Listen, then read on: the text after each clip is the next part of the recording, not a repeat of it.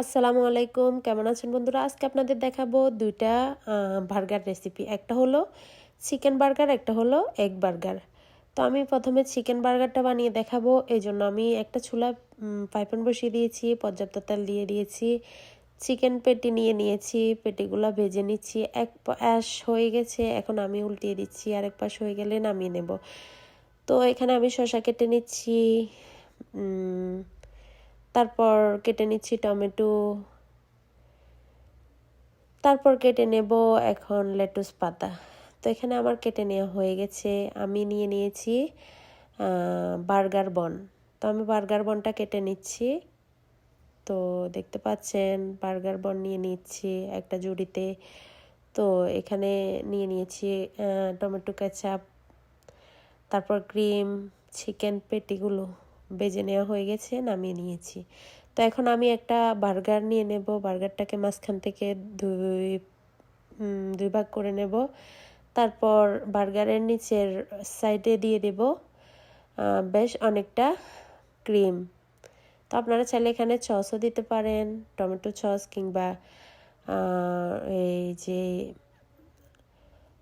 চিজও দিতে পারেন। তো আমি শসা দিয়ে দিয়েছি, তারপর উপরে দিয়ে দিয়েছি লেটুস পাতা, তারপর চিকেন পেটি, তারপর দিয়ে দিলাম টমেটো। তো এখন দেখতে পাচ্ছেন রেডি হয়ে গেল চিকেন বার্গার। তো এখন আমি এভাবে আরও দুইটা বানিয়ে নেব। তো এখানে বানিয়ে নেওয়া হয়ে গেছে, দেখতে পাচ্ছেন কতটা জুসি হয়েছে, খেতেও কিন্তু খুবই ইয়াম্মি অ্যান্ড টেস্টি হয়েছে। আপনারা চাইলে সহজে বানিয়ে ফেলতে পারেন। তো এখানে উপরে চাইলে আপনারা টমেটো কেচাপ বা টমেটো সস দিয়েও খেতে পারেন।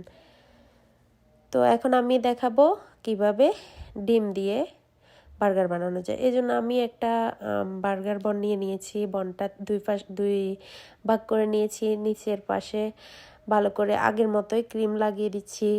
তারপরে হচ্ছে শসা দিয়ে দিলাম, তারপরে দিয়ে দেব এখন লেটুস পাতা। তো এখন দিয়ে দেব ডিম।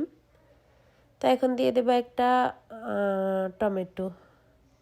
তো এখন উপরের বার্গার বনের উপরের সাইডটা দিয়ে দিলাম। দেখতে পাচ্ছেন কত ইজিলি এটা হয়ে গেছে, যে কেউ পারবে এটা। আর খেতে অসম্ভব মজার, তৈরি করতে একদম সহজ, খেতে মজাদার। তো কেমন লাগলো আমার ভিডিও কমেন্ট করে জানাবেন। ভালো থাকবেন সব, আল্লাহ হাফেজ।